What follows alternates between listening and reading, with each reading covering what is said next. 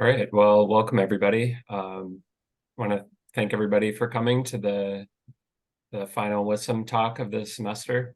Um, Last but not least, we have Doctors Clifford Zinnes and James Gentile. Am I saying that correctly? Yep. Okay. Yeah, so we're excited to have them. This is a collaborative project with them and some other co-authors from NORC, as well as 26 Technologies and maybe a few other institutions. There were a lot of authors on that I saw. But so as usual, we'll have about 30 minutes of presentations, 30 minutes of Q&A. If you have questions or comments, you can put it in the chat, or you can ask it live during the Q&A section. So I'll turn it over to our presenters now. Thank you very much. Let me now share my screen. We went through this, but always a chance of goofing up. How are we doing? Good. Okay, well, thank you. Good morning, good afternoon, good evening, wherever you are. It's a pleasure to be here. And I'm Clifford Zinnes, a senior fellow at NORC, University of Chicago.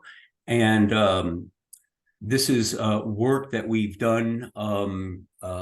It's work that we've done for the Defense Advanced Research Projects Agency called DARPA, and so, but they, of course, while they've authorized us to talk, these are our opinions and nobody else's. In fact, maybe they're not even ours, but we won't won't go there. Yes, as Luke said, this is a work with many. It's a very complicated set of activities, as you'll soon see, and it's work, therefore, that has been done by many authors. And I particularly want to call out Peter Reve and Rebecca Mir and Nathan Brunoni. But everybody has pitched in quite a bit. You'll see that it's quite a lot of activity. So we're using fuzzy cognitive mapping to achieve representative survey precision more quickly and cheaply. That is the question, and that DARPA has wanted to look at. And we're going to present and interpret beyond that what our results for predicting maternal clinic use in several districts in Nigeria. Let's see now. I'm going to endeavor to go to the next slide. 1 second here. How does this work? Sorry. 1 second. Interesting. My cursor is not allowing me. This is, oh, there we go. I don't know what I did, but so we're going to state the problem in the context of maternal and child health in northern Nigeria, but we have been doing this work in many other problematic areas around the world and in more fields, but we won't be talking about those. James is going to state the problem and the context. He's going to describe the use of fuzzy cognitive mapping, the approach, and then the AI model that they have developed. And then I will speak on how we used survey-based evaluation of the fuzzy cognitive mapping model to check its precision and accuracy. So with no further ado, James, over to you. Yeah, thanks, Clifford. So I wanted to start by just introducing the problem that this presentation will be investigating. So specifically, we're looking at a maternal and child healthcare participation in Gombe State, which is in the northeast of Nigeria. Nigeria accounts for about 2.5% of the world's population, but 20% of global maternal deaths. That's according to the WHO. What that basically means is that there's 912 maternal deaths per 100,000 births, and that's independent. So if a mother gives birth multiple times, she's exposed to that risk as many times as she gives birth throughout her life. The healthcare landscape in Northeast Nigeria is interesting because it incorporates both traditional medical practices and then also clinical care, or what we might think of as Western care. So what we're really studying is the decisions that make mom go to that antenatal care appointment, that bring her in to give birth at a clinic, and then also the decisions that bring mom and baby to that postnatal care appointment. What we're really interested in understanding are the causal factors behind her behavior, not necessarily her opinion towards, say, the clinic, but what is her rationale, or how does she think about the system? In order to do that, we have deployed a multimodal data collection methodology, which you'll see in the coming slides, where we engage with subject matter experts. We also engage with local populations for self-signification survey responses. Then we also have electronic survey instruments that allow us to sample across a large region. And this multimodal the nature of our data needs to be sort of normalized for us to actually build models out of all of the various data points that we get. And the underlying common thread here is that we have plain text data that come from our narratives, that come from our subject matter expert engagements, and that come from our electronic surveys. And we represent then the causal factors of each of those data points in a graph structure whereby nodes are represented as factors, and then directed edges encode a cause and effect between those factors. If we advance to the next slide. Okay. This is kind of a workflow slide, which I hope can kind of orient us as we're kind of thinking about how our data turns into predictive models. And our predictive modeling task actually wears two outfits. What we're looking at doing is predicting the subjective truth about the system. So this can be thought of as like how local individuals think about the system, and how those thoughts would be represented in something like an opinion survey. But we're also really interested in the objective truth. So what we actually want to do is predict the real numbers as reported by the clinic for postnatal care appointments in June of 2021. It's sort of a twofold modeling problem. Each have their own challenges, right? The first one, the subjective truth, is understanding how people think. And then the second problem is understanding how people actually behave. So starting on the left-hand side, you can kind of see all of the data sources that come into our system. So we have, like I mentioned, the narratives. We conducted focus groups, subject matter expert interviews. We also performed publicly available information data collection, primarily by scraping an online forum that discusses topics relevant in Northeast Nigeria, our electronic survey instruments, and then also authoritative sources that are edited publications on the topic at hand. So these can be NGO reports, or they can be academic literature. So out of this, we get a soup of plain text that we have to annotate. We use large language models to do a fair amount of the annotation. These large language models can tease out the cause and effect relationships in each of the plain text responses. And then we have to take all of the cause and effect relationships and find some order among them. What we did for this work is use the precede-proceed model, which is fairly common when we're talking about global health issues. This looks at the enabling, reinforcing, and predisposing factors that would bring mom and baby to that postnatal care appointment. Out of the annotation and the model factors, out of the annotation, then we have a hierarchy or an organization of model factors that we can put together in what we call cognitographic projections. What these are we can kind of think about this as, given a population, what would the system level model representation be? So if we're just looking at new mothers and new fathers, they might think about the clinical system a bit differently than their parents or their grandparents, or maybe folks adjacent to the system and not actually actively participating. So because all of our data, we sort of have this thread of providence in our causal factors, we're able to compose a system level model based on the individuals that we're interested in representing in our simulation. And then what we can do from that is stitch all of our model factors together and fit a model that can give us some value at the end of the day. And I think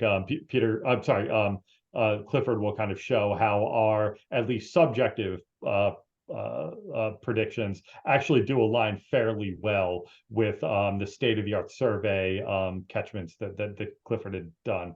So as we advance to the next slide. All right, so this is kind of how we think about all of our data sources and how they provide us with the holistic view of the system. So what we're interested in is, so we have active and we have passive collections. Each of those things have a cost associated with them. We don't want to leave kind of free data when we can include that in our system through, say, the scraping of a website or the parsing of an academic freely available manuscript. But then we also have we have both non-experts and experts that think about the system a little bit differently. Our experts would be maternal and child health practitioners in the area, whereas our non-experts, as we would determine, are just individuals in the population. So subject matter experts think about the system a different way than a non-expert, but it is ultimately the non-expert's behavior that would drive an individual to the clinic. And we can go on to the next slide. Great. So this shows some examples of our data sources that we used for this task.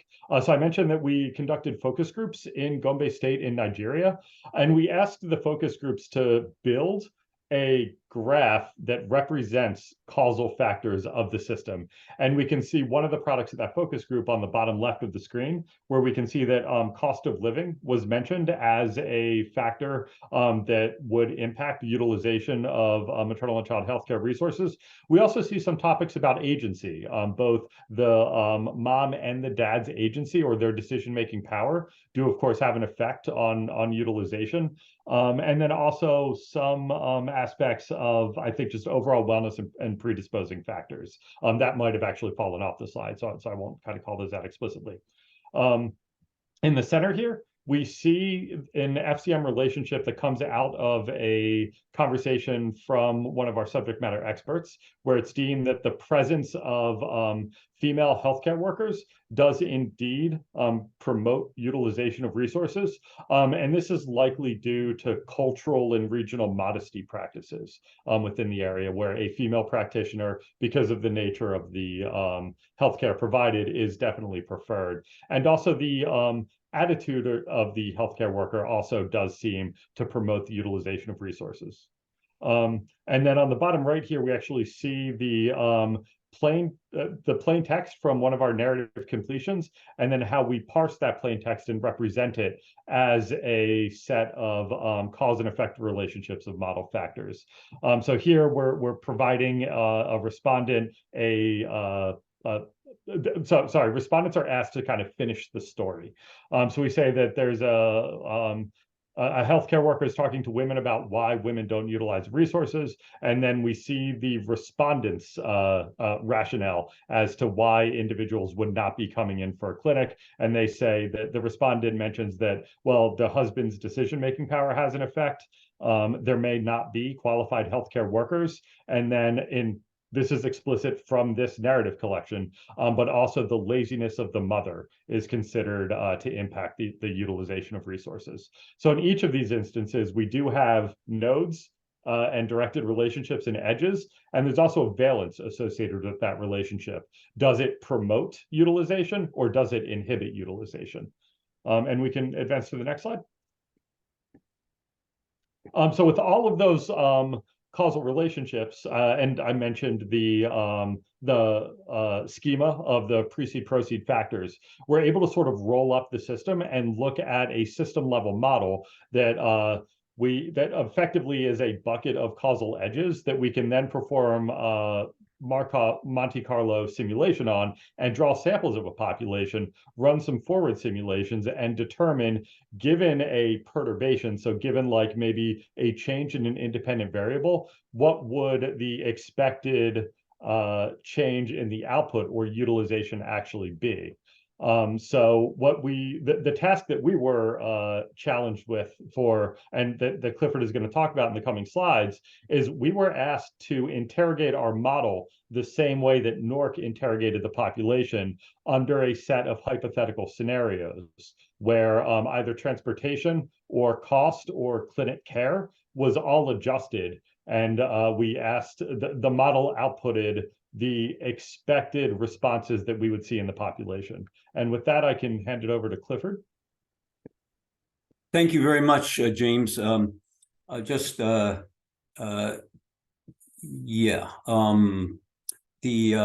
target population you heard is Gombe province in northern Nigeria, and so the idea was that the AI model made predictions about what stakeholders, in this case, families with children under 2, might do in different situations related to availability of transport to the clinic, the cost of the clinic, the quality of staff, and the like. The real challenge, the first big challenge we had was, how do we create both scenarios and an alignment between a survey that addresses and has to deal with the idiosyncrasies of real people and the simulacrum of those in the computer as modeled by the AI package of various based on a lot of different sources of information. So basically, we first realized we had to make sure that we had a common description of an event and its causes, and so that we could present that both to the respondent as well as help for the modeling. And then we provide examples or a list of possible consequences of interest. And then, so that has to be clearly stated, and then the statement, then we have to translate that into a statement of the interview questions and a list of response options that accord with, the A and the B here, both in terms of the items and the categories. And the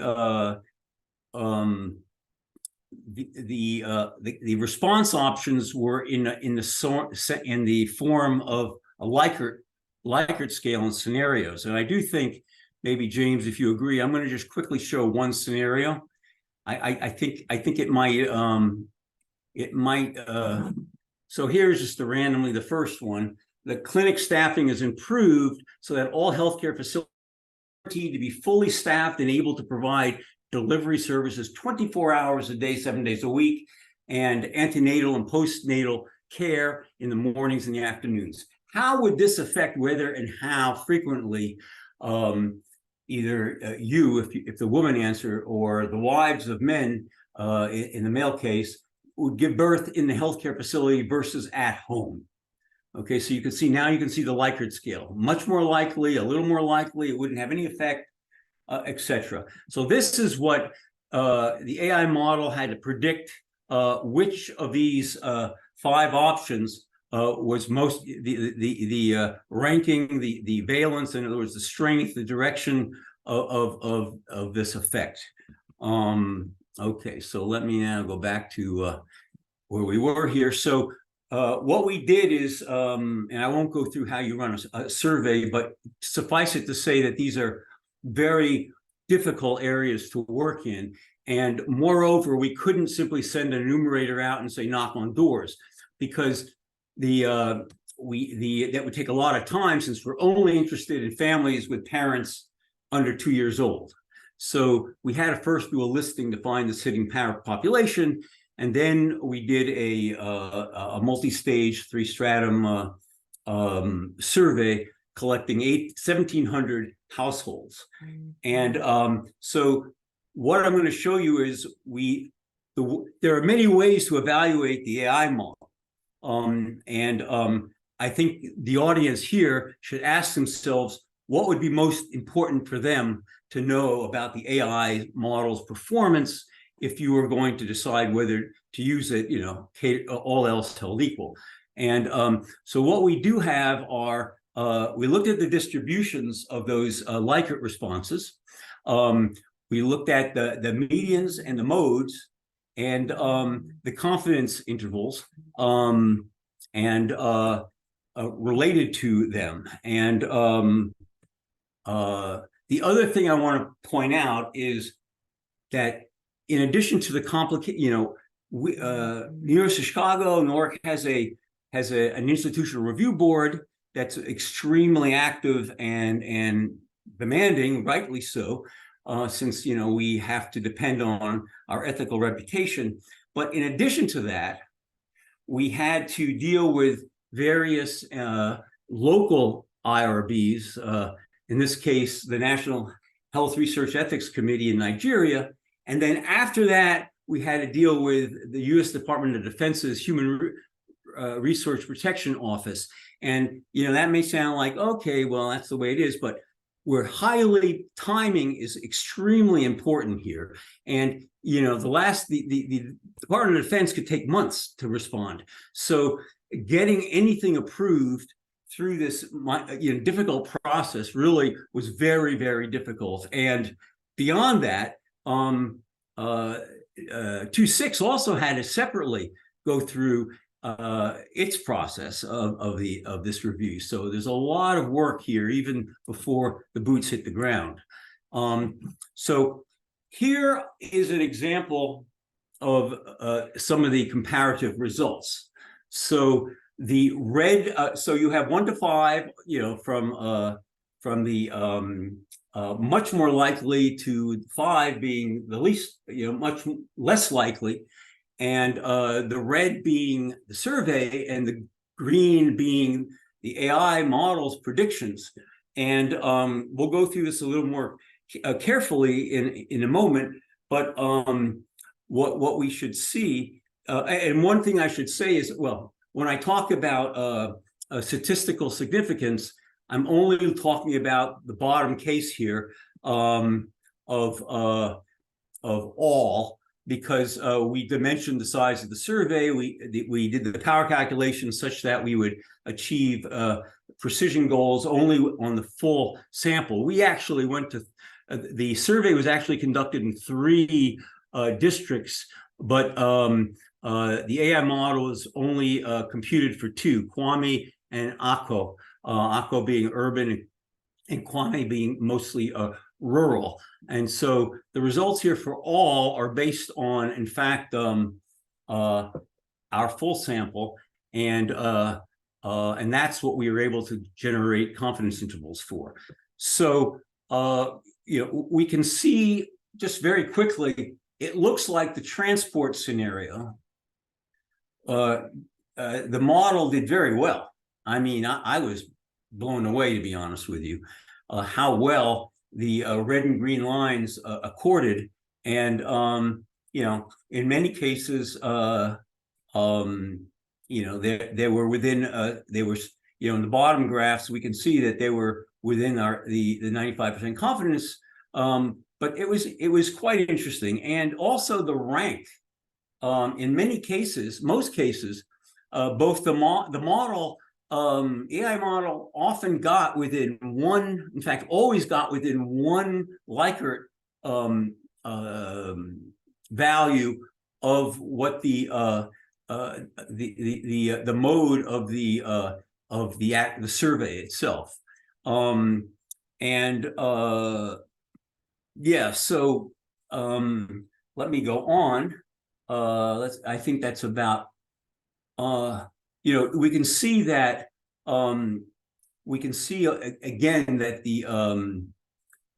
the funding scenarios were less successful than the ANC, that's the antenatal care and postnatal care funding.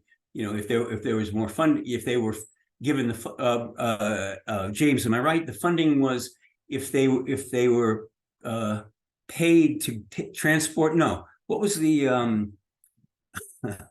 well, I don't want to waste time. Do you remember what the funding ANC? Yeah, so I believe the funding was associated more with the resources at the clinic, like the clinic had all of the equipment necessary to perform a given procedure. Right.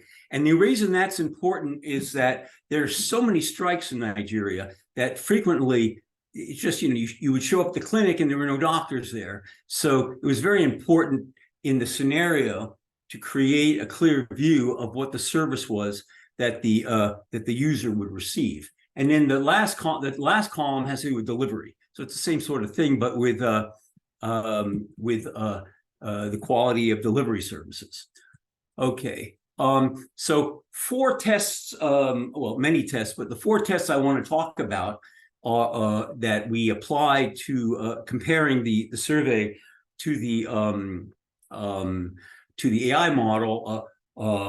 One was basically to look at the distributions of proportions to see whether they were the same, and then we looked at that on a version by version basis, and then we looked at the joint quality of the proportions, and finally, perhaps this is less familiar to people, but a distance measure between distributions, so-called Wasserstein or earth movers distance. And so let me just quickly, because we're running out of time, we want to have questions. So let me just quickly go through some of the findings here. We found, okay, what we have here, the Mann-Whitney U statistic, p-values for the null hypothesis that the distributions that the unknown distribution from the AI model was in fact a beta distribution that we estimated from the data. And what we see here is in almost all cases, we could reject the hypothesis that these were different, except for these 2 cases here. So B2, 3, 4, 5 are the various Likert responses. So 2 is, very, we dropped 1 because obviously if you know 2 through 5, you know what the proportion that answered 1. So it was overdetermined in that sense. So we don't have that up here. The second, we look at it at a version by version. So we look at for each response category, K being the kth response category for a given scenario S, we look at the hypothesis that the 2 proportions are the same. And there are many models of the many versions of the model that James can go into if requested. And so because the model depends on both the narratives that underlie the calibrations of the model, and you're drawing out of distributions of weights based on the characteristics, you're drawing out a particular set of weights. So to populate the edges of the AI model, those diagrams, those trees that we saw. And so those are, at least among many, those are the 2 main sources of uncertainty and variance that had to be incorporated here. And what we can see that when we look on a case-by-case basis, that again, it's very, very, it was we had to reject the equality in almost all the cases when we did that.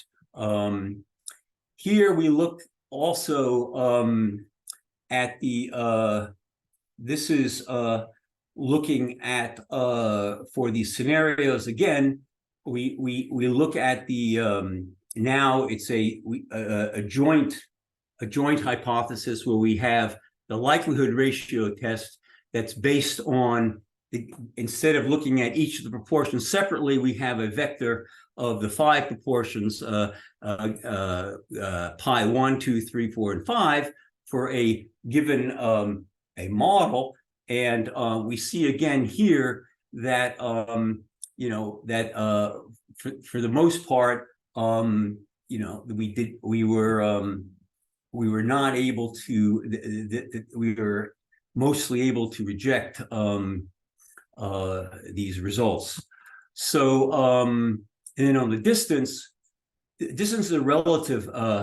The Wasserstein distance is a relative measure. So, unsurprisingly, we see that the transport scenario, was the two distributions of responses were most similar for the transport scenario. So, in conclusion, we find that the transport scenario worked best from the model predictions. We found that 3 of the 4 scenarios tested, the model seemed to track the results in terms of the rank order of responses. And the model tended to be, within either on or within one item, or one value of on the Likert scale of the actual ground truth from the survey. The bottom line is that the model seemed to provide a high level estimate for the directionality, the valence, that is, whether you're going more likely or less likely, and approximate intensities of the population's sentiment. So the bottom line is, and this is important because this is what DARPA was particularly interested in, while a development of an AI model is expensive, and the data collection when you use the model involves very few touch points, and I'll say just a parenthetical about that. These additional applications are quite cheap, and the model provides an understanding of the behavioral motivations of causality. So, when you run a survey, you've got to do your field work. You've got to for each survey, you've got to do your field work. You've got to do your pre-tests. You've got to collect. You have to have the enumerator teams, the supervisor teams, just a huge number of boots on the ground. So there are huge numbers of touch points, and it takes time. Okay, so DARPA was very concerned and interested in how could an AI model, once calibrated, and that's a big once, could very quickly, with just a few weeks of picking up a bit of information with practically no touch points, that is, no boots on the ground, make a prediction of people's beliefs and preferences, and how close they would be, how bad it would be relative to the actual truth. So let me stop there. James, did you want to just add anything that at this level that I may have overlooked? No, but I can see if Peter has anything to add. Peter Rivet is also on the line, I think. Hi, everyone. Thanks, James. I don't have anything to add right now, but yeah, happy to also answer any questions in the Q&A. Great. So I think we're good, Clifford. Yeah, thank you. All right, thanks so much for sharing that research. We can take questions now, so you can type any questions you have in the chat, or use the raise hand feature, and you can ask your question live.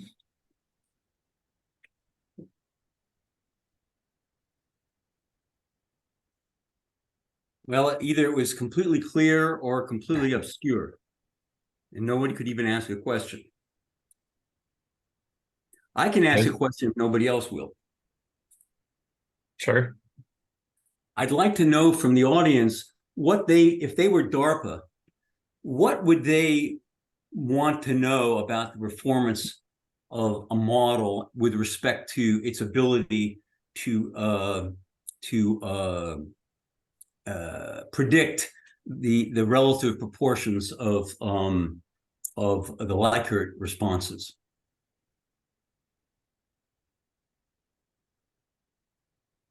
Maybe there's no one on the line, Luke.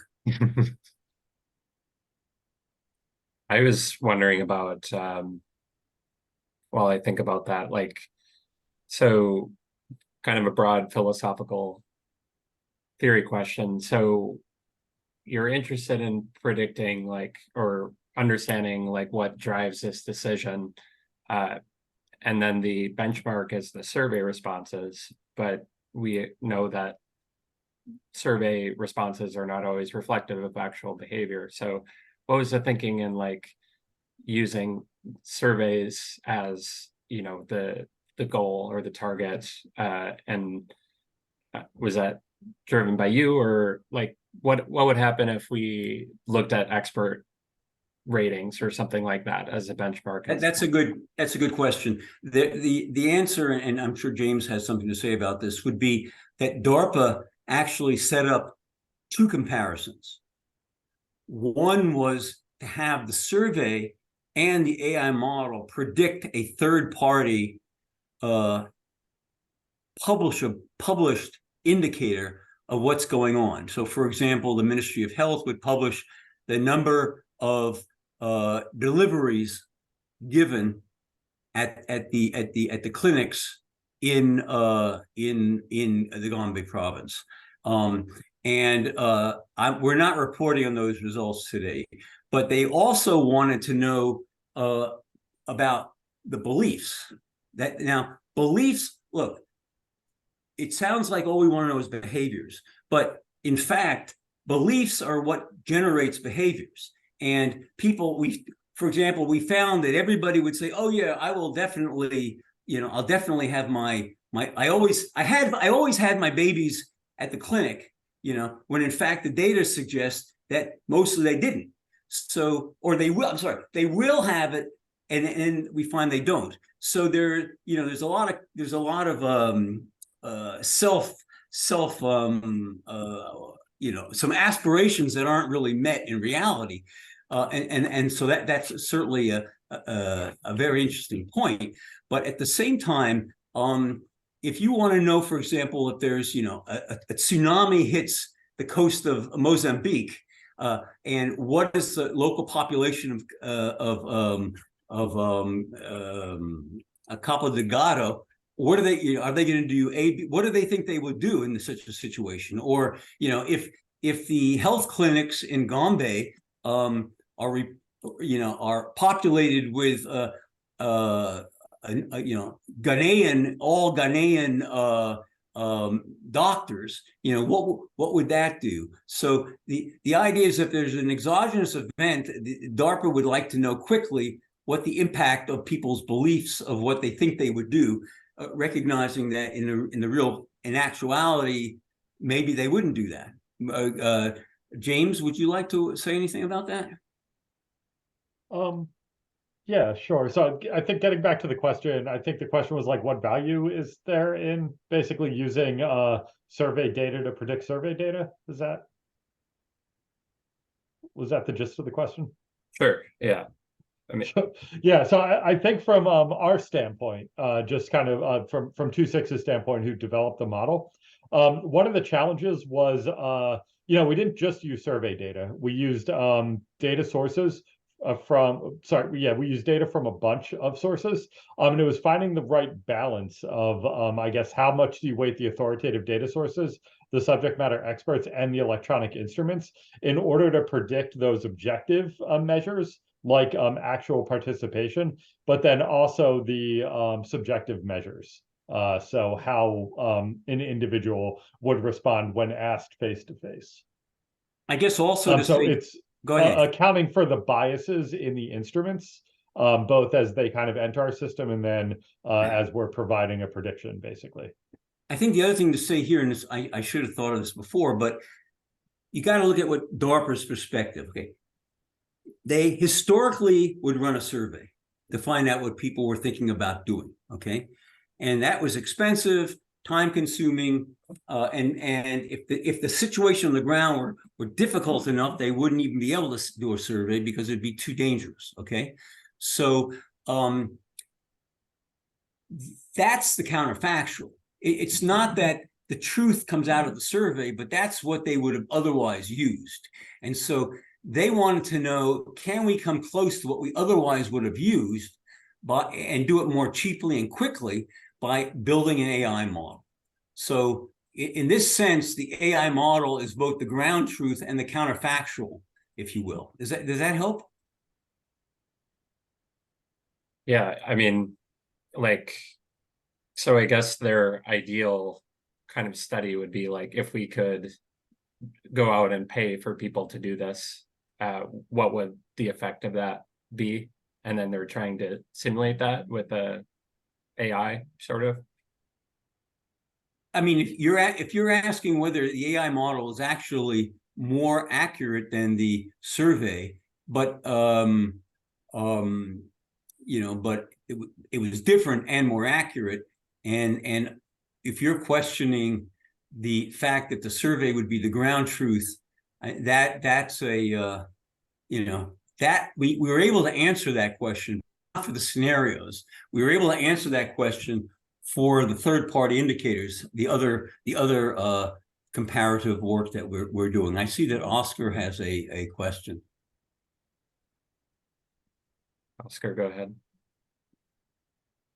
Hi, I'm Oscar Castanema, statistician at LAPOP. I had a question. I guess in terms of one thing that comes up often with analyzing survey data is wanting to look at subpopulations or look at the data with greater sort of granularity of like smaller groups within the larger population.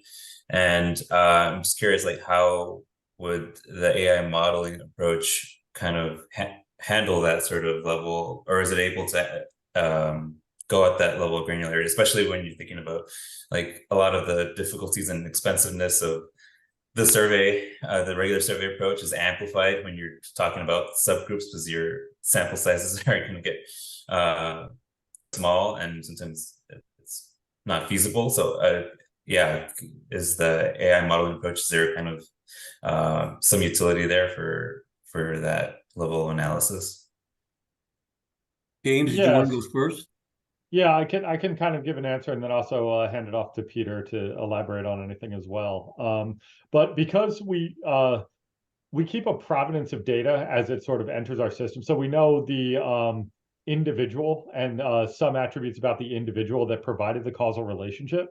And what then we can just do is filter based on whatever population that we're looking at. Now, as we kind of stratify the population, our sample size does get reduced. And yeah, there's ways that we can account for that a little bit in like, developing the posterior, like bootstrapping and the like. But yeah, Peter, do you want to kind of talk in more detail about how that's accounted for? Yeah, sure. So I think, again, it comes down to the main strength of the model and how the model is built and calibrated, which in this case that we presented today, we still, use data that was originally collected in the field for calibration. But the main difference being is that once we collect that data one time, we don't need to go into the field again and again and again when we are asking different counterfactual questions. So, perhaps because of that, we can afford to, and I'm not saying that we did that, that there was some limitation on sample size in this sort of evaluation or experiment, but theoretically, because we're only doing the data collection once, we can afford to collect a larger sample than we would have otherwise if we had to go into the field every time we want to ask a different question, which would then allow us to study subpopulations with a larger degree of granularity. Yeah, I mean, the other thing to say is that, the AI model is not purely based on survey data. So, in principle, the other sources of data, are not subject to the same problems of sample size as the actual, and it's not like 2.6 went out and did a survey of equal size and sophistication of what NORC did. Obviously they could predict what we're predicting if they have our exact data. No, they didn't know any of that. They didn't know what we were doing, and they had many fewer touch points. And I thought, while we haven't had approval from DARPA to talk about specific numbers of touch points, I think it's maybe James, you might want to say something, somewhat generic, comparing, for example, to the fact that there are two issues here, right? There are the touch points to calibrate the model, and there are the touch points when DARPA says, "Oh, we need you to tell us a prediction." So here you have 6 weeks to go out, collect some stuff and give us a prediction. Those are the touch points that are more important to DARPA. So, James, would you like to talk about that at all? Yeah, I mean, what I can, I guess, say is so what the work that we presented here was phase 1 of the program. For phase 2 of the program, 2.6 conducted no in-person enumeration. We relied solely on our electronic instruments to be able to predict. In this, for phase 2, it was market prices in Northwest Nigeria, not maternal and child health participation. But the value proposition there then is, if there's a system that you need to understand, you need 0 boots on the ground. You just need some smartphone proliferation, and then we can serve ads, get respondents, build these causal models, and perform the same exercise. I have a pretty specific question. So could you talk more about how you actually did this survey of this specific subpopulation as a workshop on survey methods, and as we're thinking about doing our own hard to reach surveys? Well, okay. I mean, I didn't put much in here because very little time, and let me see whether I can first I mean, there are a couple of things here. When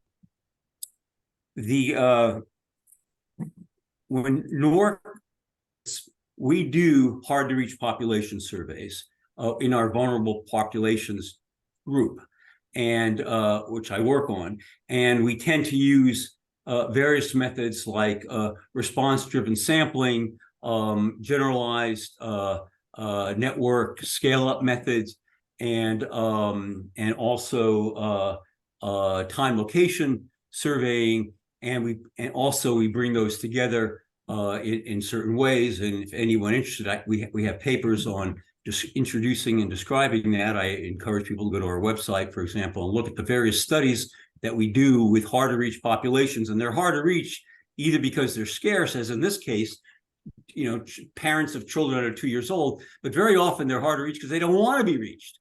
So we have all these methods. We apply these methods to cases where where we're doing with human trafficking or domestic domestic servitude or forced labor. We've got studies on forced labor in Brazilian mining and in just human trafficking in Cambodia. I mean, large numbers of these interventions, and we're using prevalence, both counts and rates of prevalence as the indicator for a impact evaluation of a particular intervention. And I encourage people to go to our website, search for vulnerable populations to get a whole bunch of studies on that. Now, that said, in this case, as I said, we the target was Gombe State, and that comprised we had originally chosen three districts within that state, and I don't remember exactly why, but I think for some reason, right, James, you had to drop one of them. So we had an urban one and a rural one. We did not do, I mean, I wanted to do RDS. You know, I wanted to do responder-driven sampling because of the cost of doing a listing. But for reasons somewhat administrative and bureaucratic, having nothing really to do with the technical virtues.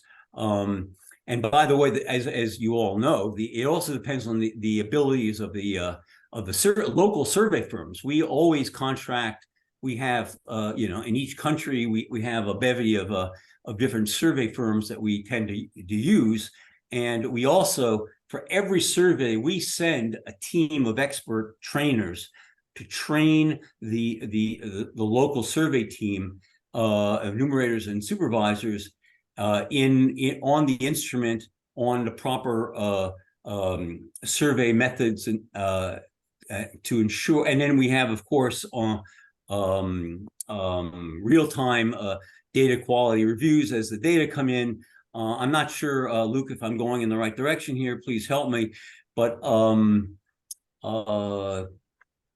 yeah, I mean, there are problems. There are still problems, despite all these precautions. It's you know, we're dealing in parts of the world. You know, this is not Kansas. You know, we're northern Nigeria is a you know, El Shabaab is active in different Islamic terrorism is active in and you know, we're now doing Colombia, Buenaventura, which is a area of Colombia that is literally overrun with drug lords and gangs. So these are very hard areas, and so the challenge is to develop sampling strategies that are robust to having your randomized unit, whether it's a PSU, SSU, household, whatever it is, having legitimate backup strategies whose probability that allow you both to determine the probability of selection of a particular sample you end up with, as well as to minimize the amount of selection bias that might come out from you know, the nth best replacement. Yeah, I mean, I'm impressed that you were able to interview 1,700 people just in this very specific population. So I understand why they, you know, probably don't want to go through that cost and effort to do that every couple of years. You know, I should also say, as a plug, I don't know if Luke's seen this yet, but in the survey, the IRB by the Defense Department stipulated that we must tell the respondent not just that this is a U.S. government sponsored survey, but it was a survey sponsored by the U.S. Department of Defense. Now, we told them that just isn't a good idea. You know, you're not going to get the same honesty. And in fact, in the survey we were to run in Iraq, we had to drop the country because when we told the survey firm that this is what they had to do, they said, well, last year we did a survey for USAID, and 3 of our enumerators were beheaded. So, you know, so what we did instead is I put in a module into the survey instruments called DoD bias module. And what it did is use randomized, I mean, depending on the survey, used randomized response protocols or list experiments to test the hypothesis that the respondents would not provide, or whether they would provide honest responses to a survey funded by the U.S. Department of Defense. And those results are in. We wrote a paper, and Luke, that is now on your doorstep as an opportunity. If you're interested, that can be presented next year, but I won't be insulted if you find better papers. Yeah, I'm interested in reading that.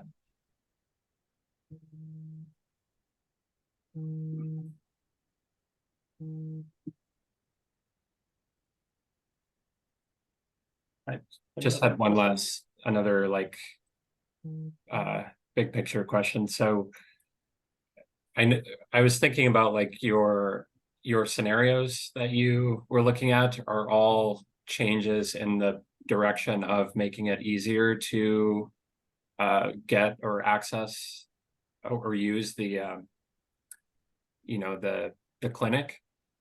I wonder what would happen if you like added some condition about like making it more easier to do the home birth, like if doctors were to go to homes or something like that, or if there was, you know, another exogenous shock that prevented people from going to the clinic, because all of the results are kind of in one direction. So have you thought about adding like, you know, kind of a reverse scenario just to see if the model changes in any way? If Yeah, so we mentioned 2.6 and NORC being two participants in this program. These scenarios were actually developed by the test and evaluation team, which is RAND for the program. And then I did mention for we are undergoing phase 2 evaluation. For that evaluation, the scenarios are structured a little bit differently. The scenarios instead give an outcome and then ask the reason why. So it's like maternal and child, the equivalent here would be maternal and child health care utilization increased. Was that because of hospital funding, because it was easy to get transportation, or another reason? And then the model has to provide the rationale then. But that is a fair point, that these all are pretty clinic focused, and driving interventions to increase that. There was one wrinkle, yeah, that's great, James, that we did split our sample between, in this scenario 4, about whether the funding came from China or the United States. And we did not find any significant difference in the distributions of responses.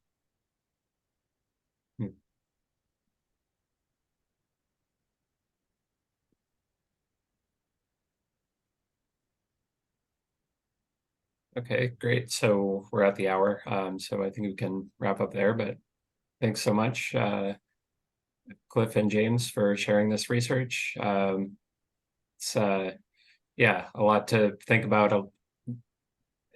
It's very like meta, thinking about surveys and you know, kind of the future of this industry. So thanks for sharing that. And yeah, well, this is our last WISM for this semester. If you're interested in presenting, we're still taking submissions for next semester. So be on the lookout for those. But thank you very much. Thank you so much. Bye-bye. bye.